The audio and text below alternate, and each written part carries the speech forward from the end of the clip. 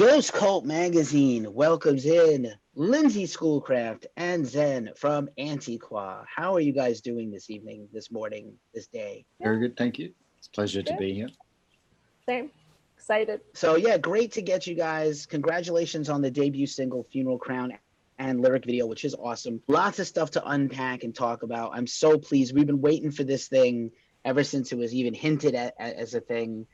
But I know you're probably tired of telling the story, but I'd like to, just for our viewers, sort of share how the germ of this idea came together, and then we'll bring it up to today. Sure. All right. I'll let you do it, Lindsay. You're more of a storyteller. Oh, thanks. It's one of my few skills that don't pay the bills. So yeah, it was a long time coming. I guess we've told the story so many times. There's so many components to it, but for the longest time, Zen wanted a black metal band, and that's originally what he had planned for Nebula of Scares, but it's gone on and turned to the beast that it is now. And I've always wanted to do classical music. I've known this since I was very little, and through time and exposure to metal, it's like, oh wow, this is like actually a possibility. So Zen and I met in 2013 when Cradle came to Australia, and they had opened for us at the time, and that's how we met. And my favorite part of the story is the first time I rejected you. Zen started writing me over Facebook. I still haven't fact-checked this. You need to go look for it. It's really funny. I think the day after we decided we're going to start a band, I remembered it, and I asked you, like, we were so hungover.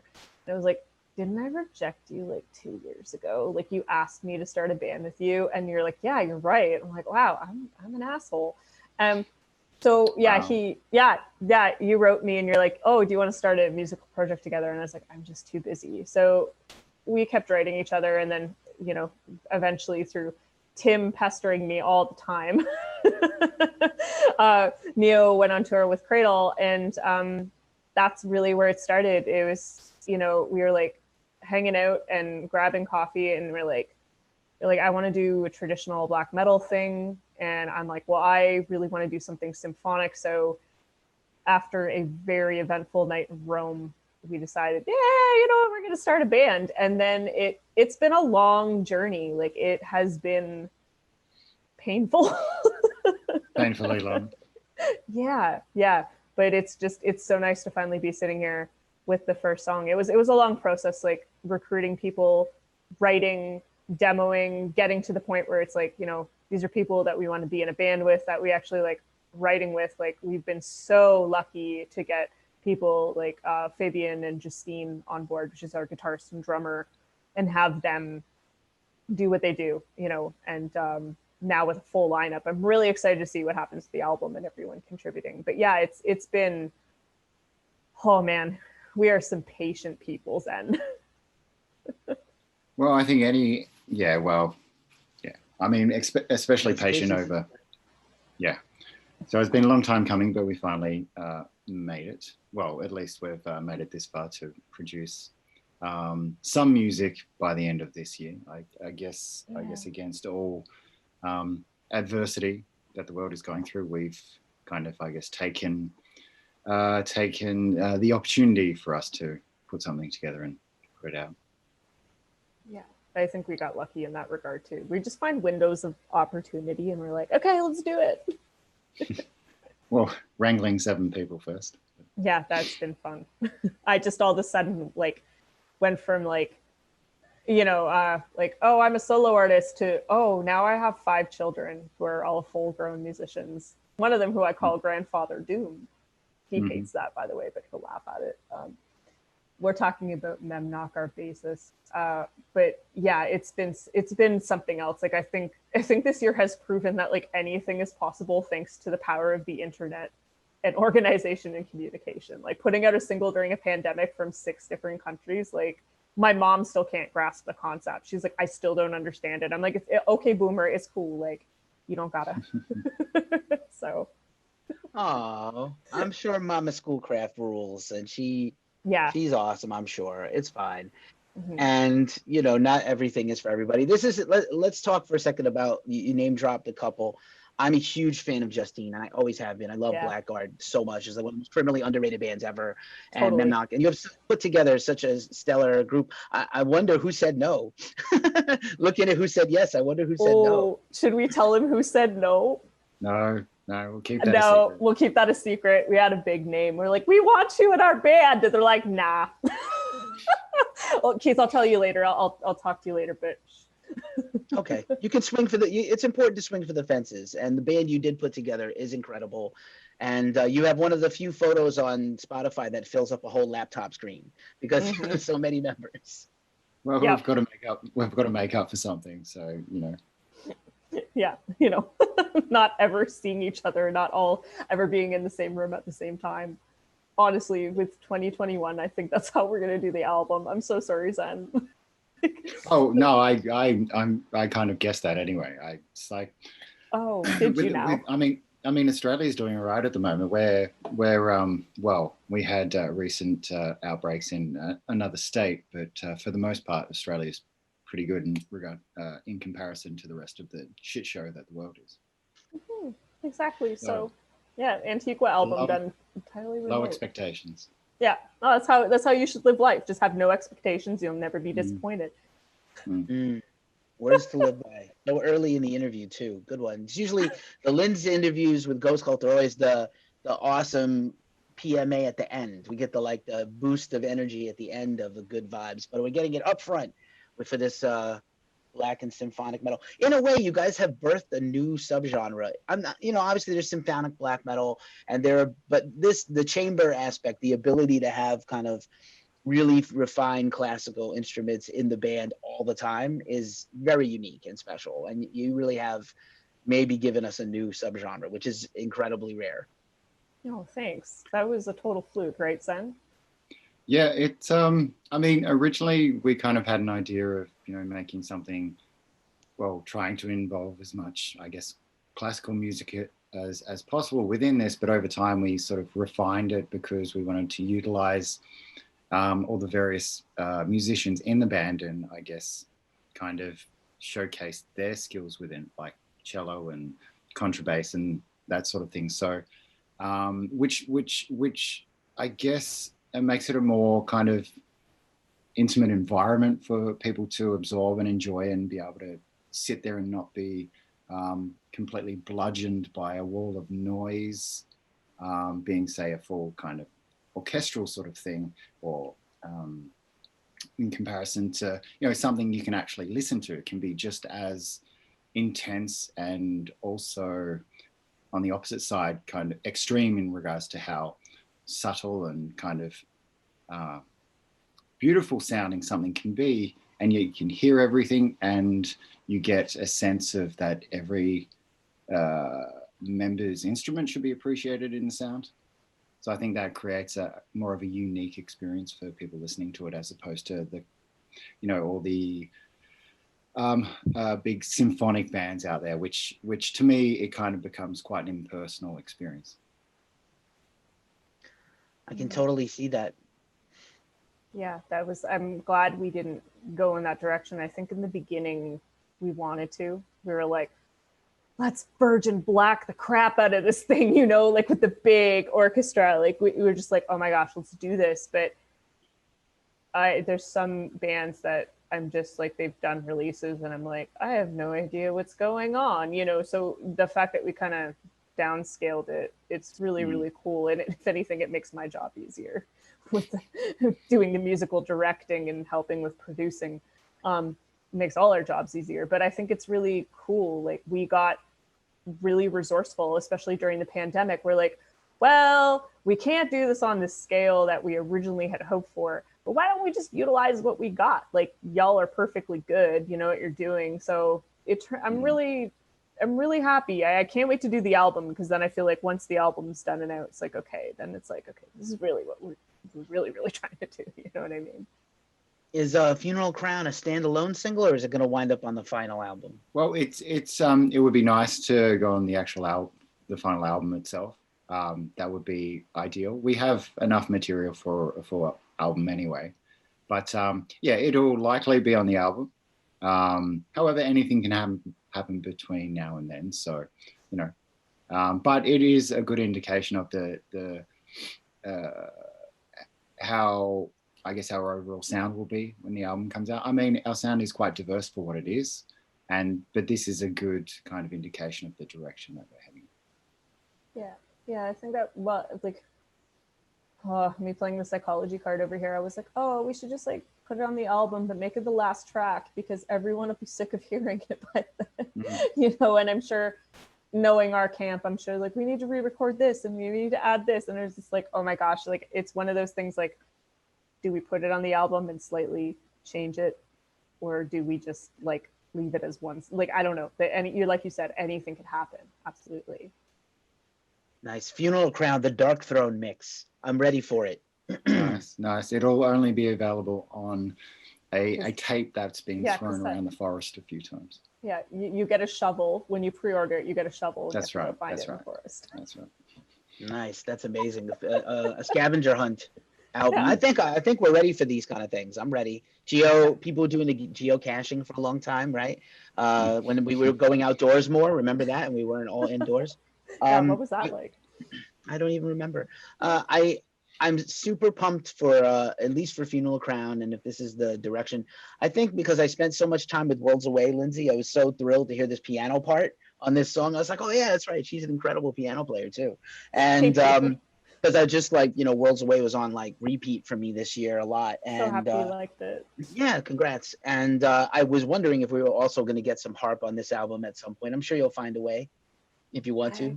I don't think so, Zen. I don't think the harp has any room in this project. Like, I don't know how. I think it would, yeah, as because we're, you know, working on all the other songs at the moment. It depends on whether it'll fit because it has such a quite a big difference in regards to the other kind of instruments within an overall sound it has compared to, I mean, our sound in general. So it might seem a little odd with a lot of what we do, but you know, it's not to say that it won't appear anywhere, but it has to feel like it's the right kind of moment for it, it's because a lot of our sound is quite dark, and a lot of harp, I guess, in a lot of sense is quite bright. I mean, I can't talk too much on harp, but no, it's okay. But yeah, it's Lindsay's, I think she's got enough on her plate currently with singing, piano, and arranging certain things. So I think adding a harp in there she might blow a gasket or something. I just will be like, you know what? Like, no. I mean, it's possible because like I'm gunning for this classical harp hybrid, and it sounds very dark and deep toned, and it's quite beautiful. But like, I just don't know where it would drop in, and it's not pedal, meaning I get all the notes. It's like fixed to a key, which most harps are. You know, unless you have a lot of money, because like the grand harps are like what, 25K to start. But no, I don't foresee it, because when I think of dark classical music, I've never once thought of harp being anywhere in there. But who knows? Like maybe we're just like, you know what? Like Fabian wrote this section, and it calls for a low end harp in it, and we'll just sneak it in there. And you know, instead of Justine consistently trying to sneak in the didgeridoo just to upset you, so. The idea just brings trauma for me. I'm so sorry. That's like me with the bagpipes. I get it. I'll never do that to you. Right. What's the John C. Reilly movie? Walk Hard. An army of didgeridoos. An army. That's Justine. Yeah. It sounds. Is really okay. Yeah. Is Justine the designated didgeridoo player, the didgeridooist? Or doer? I don't know which is right. Didgeridooer, that's perfect. I don't know if there's actually a name for that. Didgeridooer. That's actually a good question. So from even, you know, being in Australia, I have no idea if didgeridooist is a word.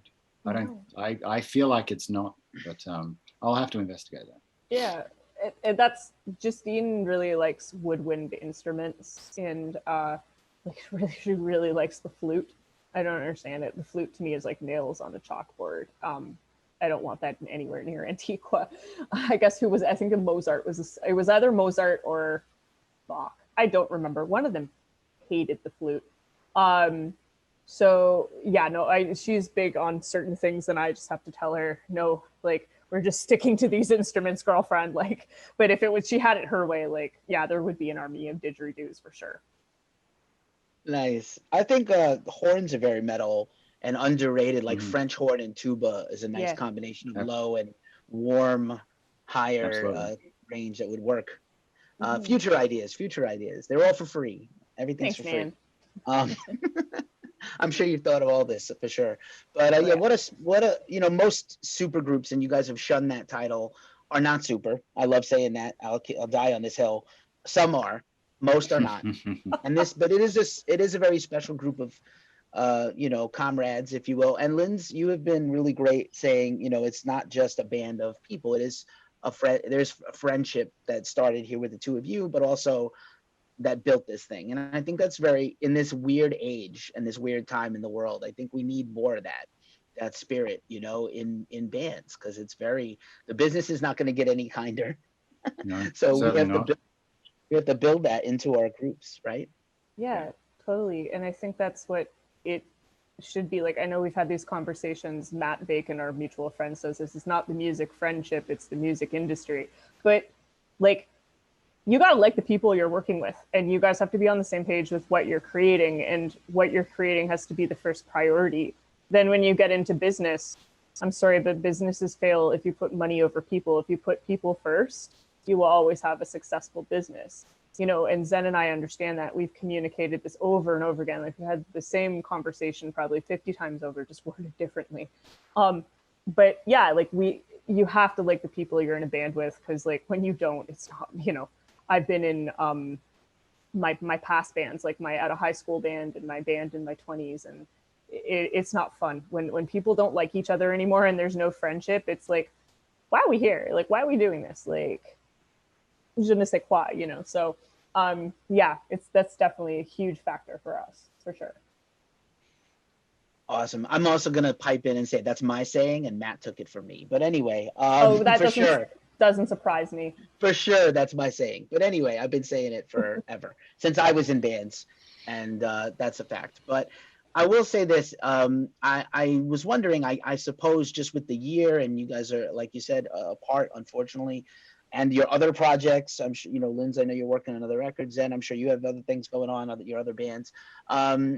Would you say you guys are going to take the music's written and now you have to record? Do you think it's going to take the year? Do you think we can expect the 2021 release? Is that unrealistic, or you just don't want to put a date on it, or even a realm on it right now? You want to just leave it open? Or when people say, "Oh, is Antiqva's album coming out in 2021?" I just cry and scream on the inside, because there's still so much work that has to be done, and you can't rush a good thing. I mean, Zen, you'd say, like, there's definitely, like, we're 60% of the way there with material, right? Like, we're there, but there's still a few more pieces and some more arranging, which I think, like, in my opinion, arranging is like, oh my gosh, like, I love and hate this thing so much.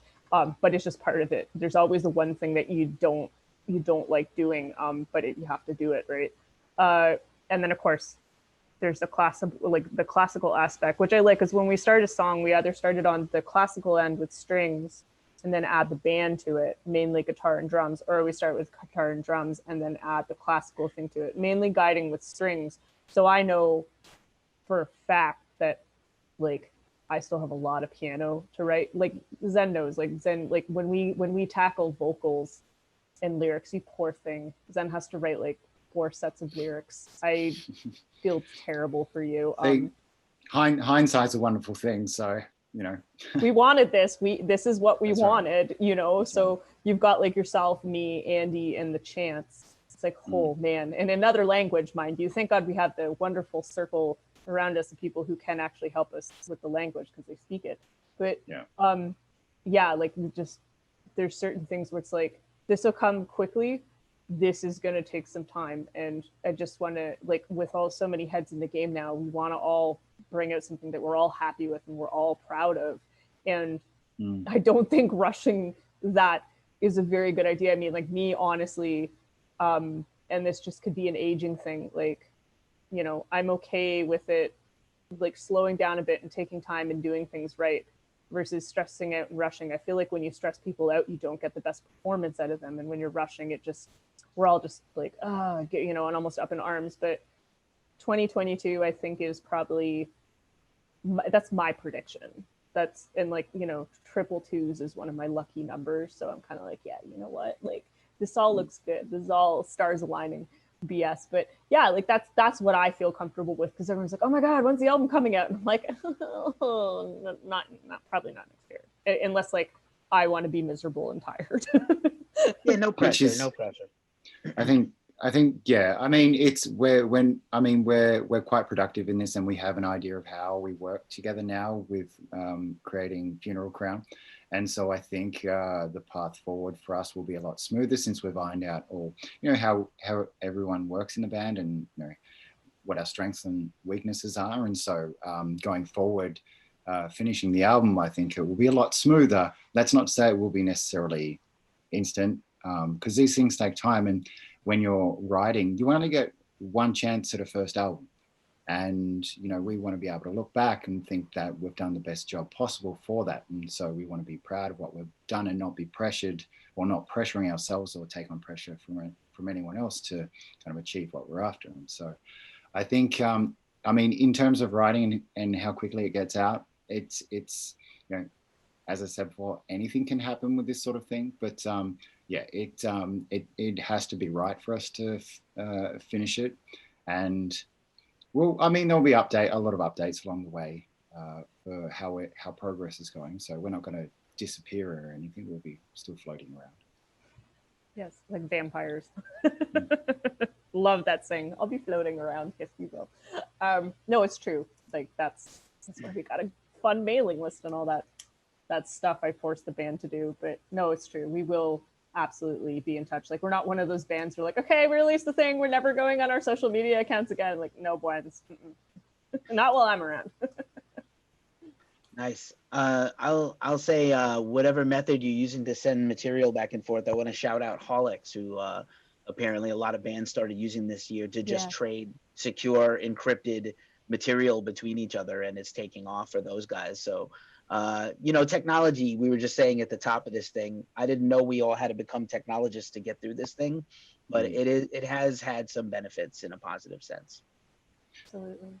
Yeah, that's how we're able to achieve this. We have the people in the band that we want, and the only way really within this to achieve what we've done is by technology. And unfortunately, fortunately and unfortunately, next year will kind of be a lot of this for a lot of bands still as well, because the world's not getting any better by the looks of it. And so it'll be a lot of bands writing across the internet, as opposed to what a lot of bands are used to doing is generally writing within, say, a rehearsal room or in the studio together. So I think it's just something we have to adapt to, and if you don't adapt, you'll get ultimately left behind. Yeah, I don't fully enjoy it. I'd rather be like in the same room with everyone writing, which it could also probably be chaos too, considering the bunch that we have. They're all very creative and colorful people, which I love them to bits for who they are. But you just have to do what's necessary to survive right now. What did they say? Like, evolve or die. It's kind of a scientist saying. But yeah, we're very lucky to be in the age that we're in, because I can't imagine, I don't think anybody would be doing anything if this happened, in the 90s, even early 2000s, like up to the before 2010. So yeah, we kind of got blessed in a way. It's this weird, there's a saying for it, I can't remember right now. But sorry, I just came out of like so many business meetings. I'm like, oh, I have to do an interview now? Are you kidding me? But yeah, I want to say double-edged sword, necessary evil. But anyways, no, it's like you just have to, utilize what's there and make the best of it. And we're very lucky in our camp. Like, no one complains. We're all in it to win it. Here's the PMA coming out. There it is. There it is. I'll help you out with that as we wind this up, and I give you back your time. And I thank you both so much for doing this. And I'm so stoked to hear more from you guys. Of course, as we're at the end of the year in a completely not black metal and non-nihilist enough way, what are you looking forward to beside new music and making this album together? What else are you looking forward to in 2021? Could be anything, not necessarily about the music, but I'm just curious. Zen, you go first. Well, I think for most people, it would likely be the ability to travel or to, just do the normal things. I mean, for me, well, musically, I want to be able to tour and that sort of thing, so obviously. But at the same time, I like to travel and do that sort of thing. So it's, as much as I like the time to myself and ignoring the rest of the world, I mean, traveling and exploring different countries and whatever is what ultimately I'd like to be doing. No, I hear you, man. I miss traveling. Honestly, the only thing I'm looking forward to is doing our album. I don't have any other plans. What do I look forward to? I mean, definitely more alone time and time to study the business a little bit more. I'm with the course that I've taken is upgrading, so it's all updating to. I think it's 2 years old now, so it needs an upgrade. I'm excited for that. Yeah, but ultimately, what I really want is, to travel and see everyone again. We as a band, we're hoping to have a meetup next year, but just because of what's been presented recently, oh boy, it's not really looking like a thing anymore. You never know, anything can happen. Some viruses just all of a sudden disappear. They just go inactive and this could all be gone tomorrow. It's true. SARS did that. Sorry, a bit of a biology nerd. But until then, it's you just have to look forward to what you can do. But yeah, I hear you. Traveling, nothing beats it. It's really awesome. So right on. Let's keep it positive. Let's keep that PMA. Conceived in Rome, but the music is pure hell, and in the best possible way. Lindsay and Zen from Antiqva, thank you so much for spending some more time with Ghost Cult. I cannot wait to hear more new music. I'm sure you can't either. So we're looking forward to that next year and a lot of other things. Thank you guys both so much, and take care of yourselves and be safe. It's a pleasure. Thank you very much for having us.